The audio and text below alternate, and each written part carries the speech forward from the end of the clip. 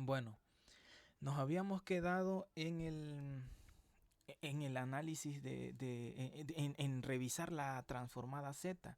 Hicimos una revisión sobre la definición de la transformada Z. Y entonces la máquina amenazó con que se iba a trabar. Y pues tuve que cortar. De por sí el video ya se estaba haciendo un poco grande. Entonces es mejor continuar en otro más, ¿no? Entonces vamos a seguir aquí. Vamos a seguir con esto. Y algo muy importante que quiero mencionar, para eso voy a ir a la pizarra, es esta situación que vamos a ver aquí. Pensemos en una señal que tiene un valorcito así, otro así y otro así. Muy bien, pensemos en esta señal. Y entonces esta es eh, la señal x de n. Y pensemos que vale uno o vale n para cuando n está entre 0 y 0, 1, 2, 3. Ok, cuando n está entre 0 y 3 vale n. O sea que aquí en 0 vale 0. Aquí en 1 vale 1. Aquí en 2 vale 2. Aquí en 3 vale 3. Entonces nuestra señal vale n cuando n está entre 0 y 3. Y vale 0 para cualquier otro caso. Otherwise. Ahí está. Entonces pensemos en esta señal. Así definimos a x de n. Bueno, y ahora pensemos nosotros en que este eje de tiempo, este eje horizontal representa a tiempo. Habíamos dicho en las clases pasadas que no necesariamente representa al tiempo, en el sentido más amplio posible, porque así se permite tratar con otro tipo de señales que no están relacionadas con el tiempo. Por ejemplo, las imágenes, que son simplemente una expansión en dos ejes espaciales, ¿no? En la posición vertical, la posición horizontal, variaciones de color. Entonces, por eso es que normalmente se refiere a este eje como el eje de índices o el eje n. Pero pensemos ahorita, para justificar los términos que vienen, pensemos que este eje sí está relacionado con el tiempo y que este es un periodo de muestreo, y entonces esto ocurre cada cero cantidad de tiempo: 1 por el periodo de tiempo, 2 por el periodo de muestreo, 3 por el periodo de muestreo, así. Entonces pensemos que es tiempo, ¿no?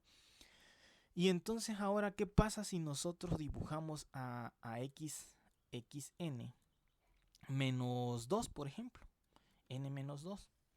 Entonces, dada la definición de xn, cuando nosotros decimos xn menos 2, aquí esto va a empezar este argumento es el que nosotros tenemos que observar para poder aplicar esta definición. Es decir, esto de aquí tiene que revisarse bien.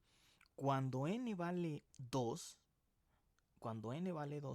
ocurre 2 menos 2 y entonces da 0. Y entonces ya podemos ver que cuando que se cumple esto, que n valga 0, o sea que aquí de 0 el argumento de aquí, y entonces el valor de la función es ese 0.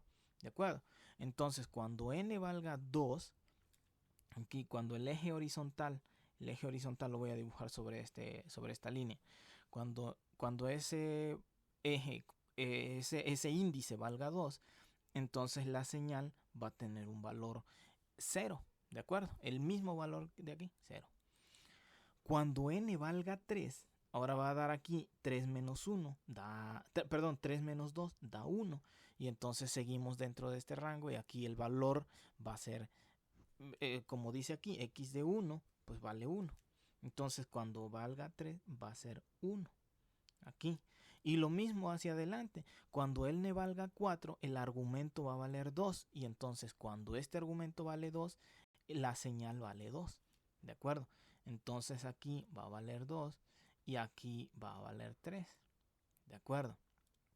Entonces, en los índices 2, 3, 4 y 5, esta señal xn-2, esta señal vale pues lo mismo que esta, 0, 1, 2, 3, 0, 1, 2, 3, así.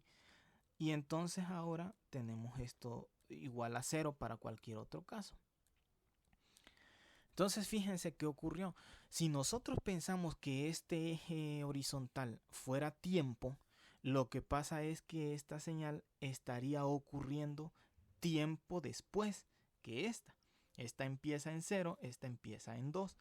Y entonces por eso es que cuando uno sustituye algo así en el argumento de una señal, así como aquí que dice n-2, se le refiere a esto como un retraso, que está retrasada. ¿Y cuánto está retrasada? Pues retrasada por 2 muestras. ¿De acuerdo? Entonces, ¿cómo hablaríamos del retraso en términos digitales, en términos que no involucren tiempo? Porque habíamos dicho que el eje horizontal va a prescindir del tiempo para poder aplicar generalidades sobre otro tipo de señales. Entonces, pues hablamos de muestras o de índices de muestras. Entonces, ¿cuántos índices se retrasó? Se retrasó 2 índices, se retrasó 2 muestras. Entonces, a veces a esto, para preservar esa generalidad, se le llama shift, un desplazamiento, un shift. ¿De acuerdo? Shift. Y a veces otros autores prefieren llamarle time, haciendo time delay, haciendo referencia a que estamos retrasándonos o simplemente un delay, ¿de acuerdo? Entonces un delay, un retraso en el tiempo o bien un shift. Esta es una manera general. Shift es general para, no estamos hablando de frecuencias, no estamos hablando de tiempo, no, pues tratamos de decir las cosas muy generales. A veces otros autores, yo me cuento entre estos, los que pues asumen que este eje es tiempo y dicen delay, se retrasó por 2 muestras. Entonces usamos el término delay, pero no usamos cantidad de tiempo.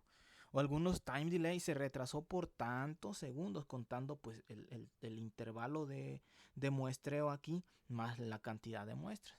Entonces son más estrictos en cuanto al tiempo. En este pedazo de aquí entran mis colegas nuestros colegas en general, ¿no? Para la comunidad científica, nuestros colegas de Suecia. En esto de aquí entramos, pues yo que soy un poco desordenado, fíjense que me la paso mezclando conceptos, ¿no? Pero es como que hace también más fácil, o bueno, no sé, a mí se me hace más fácil. Y aquí están los que son estrictamente generales.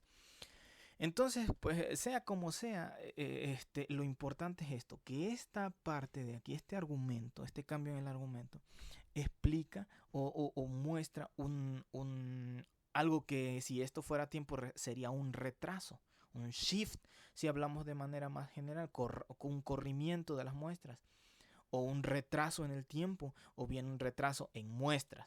Este es un híbrido de las otras dos denominaciones, ¿no? Pero entonces son estas dos posiciones debido a este n-2. Entonces eso es algo interesante que se debe tener en cuenta. Y de aquí en adelante yo me voy a referir como un retraso. Entonces decimos, esta señal está retrasada por 2 muestras. Aquí por 2 muestras, para seguir hablando del índice de muestras sin involucrar tiempo. Entonces decimos, así voy a ir diciendo yo, está retrasada por 2 muestras. Y lo podemos entender si la analogía la podemos entender si pensáramos que esto fuera tiempo y diríamos, bueno, pues esta apareció primero y esta apareció poco después, pero es la misma señal, solamente está retrasada por 2 muestras. Ok, entonces eso es importante ver, pues cuando estemos utilizando, por ejemplo, la función delta de Kronecker que explicamos en otra clase, porque es usual referirnos a esa delta de n-k. Y decimos, es la misma delta, así como está definida, pero la muestra que vale 1 aparece en el índice k, no en el índice 0. Entonces eso es bastante útil también, como mencioné en la otra clase, para poder extraer ciertas muestras de una señal general, multiplicándola por esa secuencia delta de Kronecker. Ok, entonces pues eso es respecto al retraso, ¿no? Entonces nos vamos a referir a una señal que está retrasada así. Y ahora bien, ¿por qué estoy particularmente puntualizando esto que a lo mejor ya había quedado claro o que es pues hasta cierto punto normal o irrelevante o pues así en general? Bueno, pues el hecho es porque ya por fin en la clase anterior vimos la transformada Z y entonces vamos a ver algo interesante que relaciona la transformada Z con estos retrasos. Entonces pensemos en la transformada Z de una señal X. Fíjense que cuando nos pasamos al dominio Z, la X ahora se escribe en mayúscula en función de Z, que dijimos es una variable compleja, y se define como la sumatoria por todos los índices desde menos infinito hasta infinito, recorriendo índice por índice y en cada índice multiplicando la muestra de nuestra señal con la muestra de una señal generada por este número complejo, una señal exponencial compleja generada por ese número complejo. Entonces esa es la definición de la transformada Z. Y entonces, bueno, tenemos esta expresión. Y ahora vamos a hacer ¿qué ocurre cuando tenemos otra señal. Vamos a pensar en otra señal. Y, su transformada Z. La transformada Z de la señal Y es lo mismo, la sumatoria desde n igual a menos infinito hasta el infinito de la propia señal Y, pero cada muestra por muestra, multiplicada por muestra de nuestra exponencial compleja sobre esta variable Z, que pues son infinitas exponenciales complejas. Ok, ahí está. Entonces esta es la definición, pues esta es la transformada Z de la señal Y, esta es la transformada Z de la señal X. Ok. Entonces, ahora lo interesante, vamos a suponer que esta señal Y de Z es la misma señal X, pero retrasada por una muestra. ¿De acuerdo? Retrasada por una muestra. Entonces vamos a poner a esta señal X de n y cada muestra que vamos a poner aquí para multiplicarla con esta va a ser en realidad una muestra de estas, pero retrasada por 1.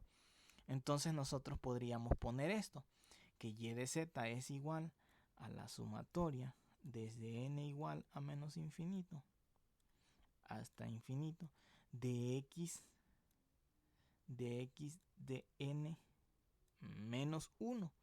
Y aquí ya explicamos qué cosa es esto. Esto es la misma señal, pero va llegando retrasada por una muestra. Por Z a la menos n. ¿De acuerdo? Esta es la definición de aquí. Entonces estamos diciendo que Y de n es lo mismo que X de n menos 1. Ok, y entonces al hacer esto de aquí, pues por eso nos llegó esta señal. Xn-1. Y ahora bien, entonces notemos que conforme este argumento va cambiando, pues va cambiando también pero ahora ya no cambian igual. No como en esta definición, que es cuando este argumento vale 0, este vale 0. Cuando este vale 1, este vale 1. Aquí, cuando este vale 0, aquí vale 0 también, pero el argumento completo, cuando este argumento completo vale menos 1, este vale 0. Cuando este argumento completo vale 0, este vale 1. 1 menos 1, 0, ¿no? ¿Sí me explico? Entonces, por ejemplo, si aquí a n le ponemos un 3, entonces este argumento completo va a valer 3 menos 1, o sea, va a valer 2. 3 menos 1. Y este de aquí, pues sí va a ser un 3. Entonces van separándose por 1. Cuando este argumento vale 2, este vale 3. Cuando este vale 4, este vale 5. Así. Entonces, pues vamos a expresar eso con variables. Vamos a expresarlo. Entonces, digamos, esto es lo mismo. Esto de aquí es lo mismo que vamos a cambiar de variable. Ahora vamos a usar otra letrita para no usar la misma. Vamos a usar otra que represente a todo este argumento. Entonces digamos, pues es m desde menos infinito hasta infinito. Podemos seguir desde menos infinito hasta infinito porque de todos modos pues tenemos que recorrer todo esto desde menos infinito hasta infinito. Así que no hay problema. recorremos nuestra señal de muestra por muestra, desde menos infinito hasta infinito. Pero aquí vamos a recorrerla por m, para ir ahora cambiando, mostrando este argumento. Entonces habíamos dicho que este aumenta en 1. Cuando este argumento vale 0, este de aquí vale 1, este valor vale 1. Entonces vamos a expresar eso. Entonces ponemos aquí menos m más 1. Y es exactamente lo mismo. Nada, aquí si este es n menos 1. O bien si esto es m más 1. ¿Ok? Entonces es la misma expresión, solamente que ahora usando otra variable para resaltar ese hecho que había yo mencionado aquí. Muy bien. Bueno, pues ahora notamos que en z nos quedó esta expresión y vamos a expandir esto, a sacar esto del paréntesis. Entonces lo hacemos y ponemos, vamos a ponerlo, bueno, aquí abajo. Sumatoria desde m igual a menos infinito. No, lo vamos a hacer arriba, es que ya no, la pantalla no permite esto. Entonces vamos a hacerlo aquí arriba. Esto es lo mismo que sumatoria desde m igual a menos infinito. O sea, vamos a recorrer índice por índice cada una de nuestras muestras x de m por una muestra de esta señal exponencial compleja. Pero a la hora de sacar esto, pues sacamos menos por más, menos m. Podemos multiplicar por z a la menos por más, menos por z a la menos 1. ¿De acuerdo? Entonces este producto que estoy encerrando con el puntero es exactamente esto mismo de aquí. Lo único que estoy haciendo es desensamblar esto, ¿no? Esta m más 1. Aquí está. Y ahora notamos que esta expresión de aquí pues tiene este producto z a la menos 1 por cada uno de estos términos. Pero realmente estos términos pues sí cambian porque van cambiando con m y m es el que va haciendo el recorrido. Un término de la suma es x0 por z a la menos 0, x1 por z a la menos 1, así, ¿no? x2 por z a la menos 2 y así se va haciendo la suma.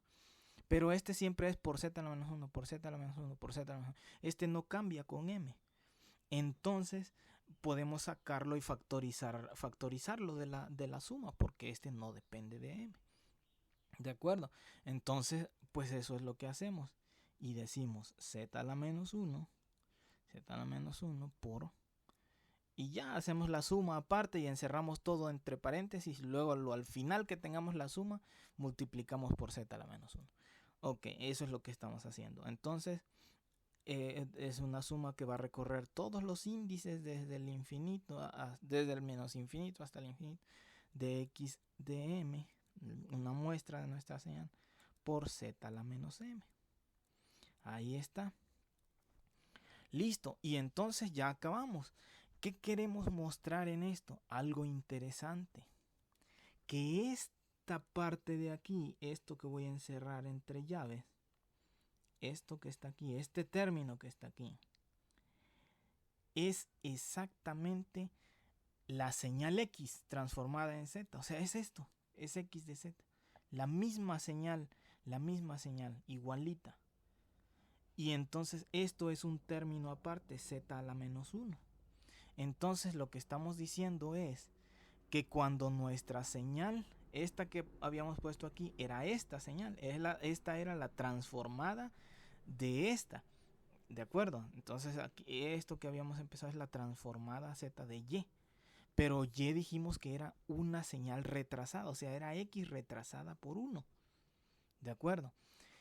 Entonces, cuando nosotros retrasamos nuestra x por una muestra, es lo mismo que agarrar la señal x original transformada en z, o sea, expresada en términos de z, la misma señal x, y multiplicarla por un término z a la menos 1. ¿De acuerdo?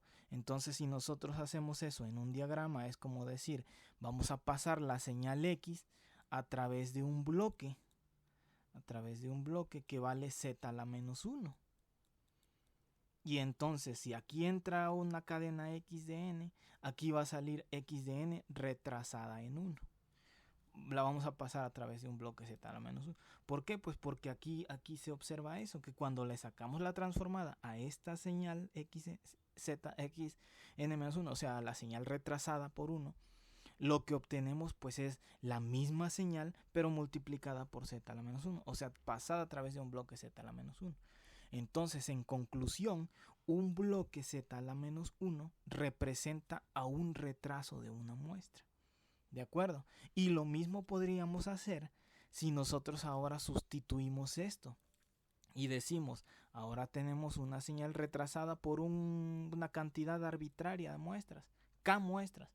Entonces ahora en nuestro ejemplito con el que habíamos empezado, empiezan varias muestras, k muestras, y después de eso ya empiezan los valores de la señal. Así, ¿no? Entonces hay k muestras retrasadas. Y si hacemos eso, entonces aquí estaríamos haciéndole la transformada a esa señal retrasada, a ver qué le pasa. Y hacemos k, y aquí nos quedaría más k. Exactamente, toda la explicación que di antes se preserva. Más k, aquí nos quedaría menos k, y entonces aquí nos quedaría menos k. Y entonces estaríamos diciendo que este retraso, este z a la menos k, representa un retraso de k muestras.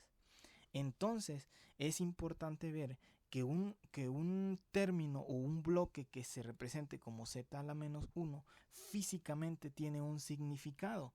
¿Qué significado tiene?